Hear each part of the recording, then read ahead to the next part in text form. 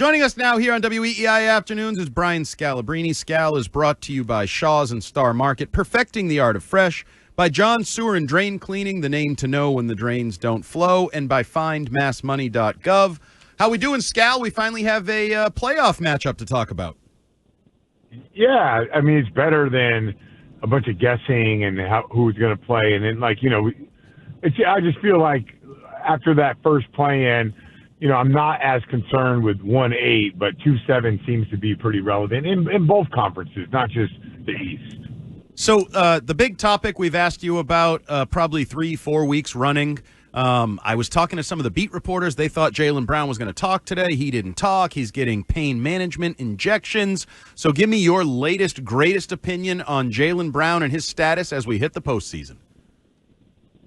Yeah, I don't know. I don't when it comes. I'm being honest. I know. I'll know when I see him play. Yeah. What he ends up doing, and I'll see. Can he explode? Can he hold his line? When he has a one-on-one situation, is he able to use his body and his athleticism to, if he can really elevate himself out of those situations? So we'll all find out as he goes. But it does seem like this team has been able to carry an injury throughout the regular season. So I am curious on how we play when it comes to that first matchup, but I'm also curious on how he looks. Scal, would you expect anything to change come playoff time? Do you think Missoula's been saving any certain plays or rotations? Do you think the rotation will go deeper, or are we going to probably just see a lot of the same, and it's going to be hit me with your best shot, you're going to get the best we got every night, health withstanding? No, I think, you look at what our team has been doing for a long time. We've been sitting guys and playing other guys extended minutes, so that'll change. So, I just think you have to look at, even as great as Cornette has been, all the advanced analytics point to that, with a healthy Horford, a healthy Porzingis, and those guys with, multiple days rest.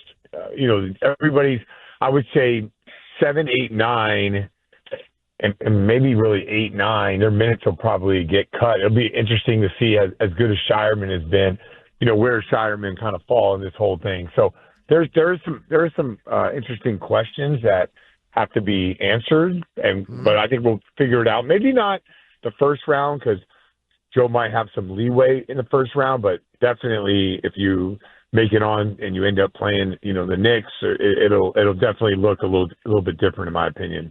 Hey, Scal, you got the Orlando Magic in this first round. They're a scrappy team. They kind of remind me of to some degree from a defensive standpoint anyway. The kind of what the Pacers are like, just a lot of energy. Except they're a defensive-minded team and not an offensive-minded team like the Pacers. They're going to fight. They're young. They don't know any better, and that they're gonna come to play hard every single night. This is the kind of series you go, okay, let's not go 6 more than 5 games if you can on this. When you look at this series, do you sit there, do you say to yourself, okay, no more than 5? I mean, the first 2 series they won in 5 games last year, and I felt like they just had enough, they had a lot left in the tank at the end. Do you see that kind of how going in this first round where get 5 and get the heck out of it? Yeah, I mean, obviously you want to win as fast as you can, but here's the thing on Orlando. Here's the book, right? So early on, you got Paulo Banchero out, and then they still win games, and they win a lot of games. Then Franz Wagner out, and they still found ways to win. And then those guys came back, and then Jalen Suggs got hurt, and now they can't win games, right? So I think all the things that you're talking about, I think they're all driven by Suggs. Suggs is a hard-playing guy. He's scrappy. He's tough. He pressures the ball. He's not like a typical star point guard. He just plays at a different pace. But he's hurt. He's out for the season. And they seem to struggle offensively without him out there. So I look at the team as a team that they're a good basketball team. They're a physical team. All the things you mentioned. But offensively, I don't know if you could shoot 32% from 3 and beat the Boston Celtics. So if the Celtics have a bad shooting night, they can lose. Are they going to have 4 bad shooting nights? No. Could they have 2 in 6 games? Maybe. But I look at this as a 5-game series. I assume the Celtics might make 10 threes a night, and Orlando can get a win on something like that. Brian Scalabrine, NBC Sports Boston, here on WEEI Afternoons. Scal, I'm assuming you heard the Joe Mazzulla, pardon my take, comments where he talked about, the low point of the season in January, and he was waking up thinking he was going to get fired and telling his assistants they were all going to get fired. And it made me think, looking back on this season, all the expectations we had, the low points, the win one, lose one, everything. Like, how would you describe what they put forth in 82 games? How would you sort of summarize this season as they try to defend a title?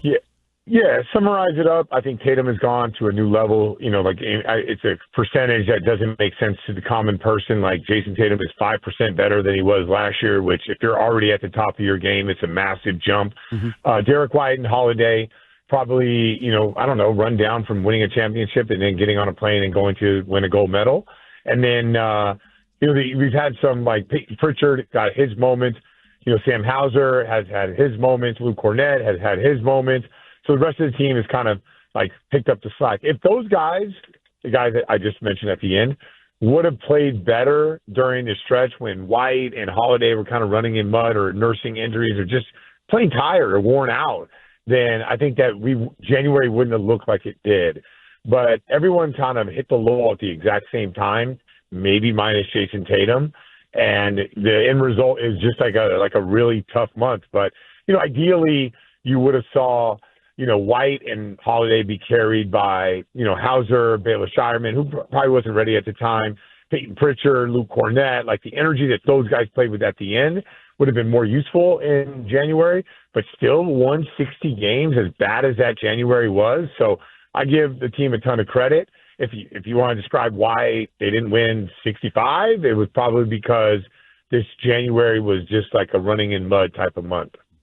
So obviously you feel like it could be a sweep or a gentleman's sweep for Celtics against the Magic. Are there any potential Eastern Conference first-round upsets you could possibly see, or maybe a conference semifinal upset that would kind of shake the inevitable playoff picture a lot of fans may have in their minds, Gal? Yeah, a lot of people think, like, the Knicks are a shoo-in, right? If Karl-Anthony Towns doesn't play well, they're not going to win that series. Detroit is tough. They defend, and Cade Cunningham is real deal all the way. But if Karl-Anthony Towns is floating around 27 to 35, Knicks will win that series. I love the Pacers. I love them. I think that if they play us again, it's going to be an unreal series because their commitment to running, they almost doubled down on it after a really good season last year. And no one has given them much credit, even though they went to the conference finals last year. So I like the way that they played. But also, you got to look at this. Like, Giannis is playing point. Check this out. He's gotten 23 more possessions per game since Damian Lillard is out, but he's only taken 1.5 more shots per game. So even though he's getting the ball, he has like a more controlled and poised look to him. So that could be dangerous. It's like, think if Giannis all of a sudden turned into a semi-Nikola Jokic, how dangerous a guy like that could be with the ability to get out in the open court, get downhill, but has the poise just to kind of trust his teammates. And they have great shooting. They don't have good shooting, they have great shooting. So those are where kind of my eye goes when it comes to the Eastern Conference. I think Cleveland's a lock to win their first round. I'd be really curious to see, how they fare in that, if they move on and play a team like the Indiana Pacers, or the Bucks. But, I'm expecting Cleveland to kind of get through, but I wouldn't shock me if Pacers beat them. And I'm expecting us to get through, the first two rounds, even if it's Detroit or New York.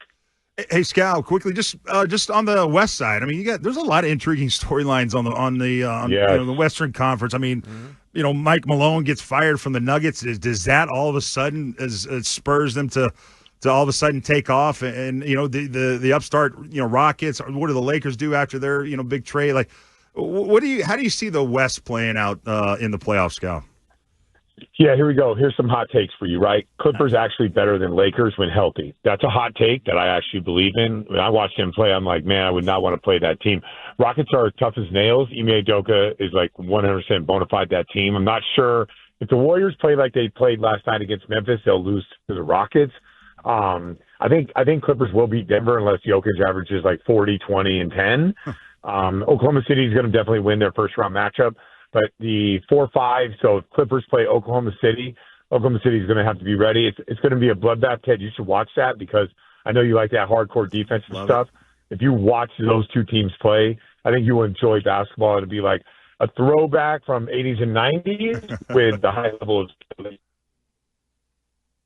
And somebody didn't want us to hear the conclusion of Scal's breakdown of the Western Conference. Was he going to go 80s and 90s like football reference? No, or I think basketball. Like those old I broke up. Oh, there we go. You're He's back. You're back, bro. We weren't in the tunnel of love. No, I was just saying that. I was just saying, like, Clippers, if Clippers end up playing OKC in the second round, it'll have, like, the rough and toughness of, like, 80s, 90s basketball, like the stuff that you like, but it'll have the skill level of what we see, today with, the stuff that I like. So it's, like, Clippers are so good. Like, if Kawhi Leonard gets healthy through, you guys, I talk to you in a week, you tell me if you don't think that he's the best player in the NBA. When healthy. When healthy and out there, you have to convince me he's not the best player in the NBA. All right, Scal. Appreciate you joining. We got playoff basketball. So many more questions. I'll leave it though. We got some excitement. Starts at the Garden against the Magic on Sunday, and we'll talk to you next week. And we'll be keeping an eye out west on Kawhi, and we'll have an answer for you next week. Thanks, Scal. All right, sounds good. See you. See you, Scal. Brian Scalabrine, NBC Sports Boston. A team that has James Harden leading it, he thinks is a team to watch out for. Well, Kawhi has been a good year though. I know, but it's still no one likes James Harden in this town. But Kawhi has been good. Like, he's such a transformational player. Kawhi, a winner. Toronto, San Antonio. When he is been healthy, a minute since we've heard from him. I know, but does he have like a Tiger one last run in him where, like, I'm still a Tiger here and I can still do something on the court. It'll be interesting. There's some interesting matchups out there and we'll be paying attention. But like I said, it starts Sunday at the Garden, Orlando Magic